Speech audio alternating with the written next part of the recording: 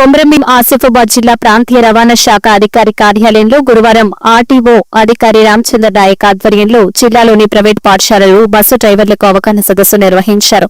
Bus డ్రైవర్లు traffic నిబంధనలపై పాటించాలని సూచించారు. పాఠశాల పునః ప్రారంభానికి ముందే జిల్లాలోని ఆయా పాఠశాలల యాజమాన్యాలు బస్సులకు తప్పనిసరిగా ఫిట్నెస్ చేయించాలని తెలిపారు. ట్రాఫిక్ నిబంధనలకు సంబంధించిన కరపత్రాలు పంపిణీ చేశారు. ఈ కార్యక్రమంలో ఎంఎం విఐ మోహన్, విద్యాశాఖ అధికారులు తదితరులు పాల్గొన్నారు. డిఈఓ గారికి, ఇన్ఛార్జ్ డిఓ గారికి, డిఓ గారికి, మా తోటి సహచర మోటార్ వాహనం తనిఖీ అధికారులకు, మన మిత్రులందరికీ రవాణా శాఖ కొమరంభీం ఆసిఫాబాద్ తరఫున స్వాగతం. ముందుగా మనకేంటంటే స్కూల్ బస్సులు ఎన్నో సంవత్సరాలుగా మీరు అందులో అనుభవంతో ఉన్నారు.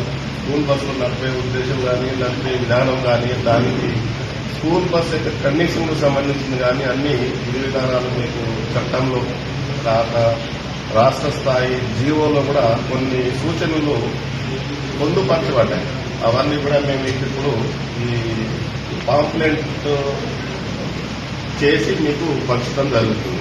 వాటి తరఫున ఫస్ట్ ఏంటంటే కొంచెం ఇనాగ్రేషన్ కొంచెం అనుకోలేదు కాబట్టి మేము పాంప్లెంట్ ఫస్ట్ ఇనాగ్రేట్ చేస్తాము, ఉన్నవాళ్ళము తర్వాత మీకు పంచుతాము.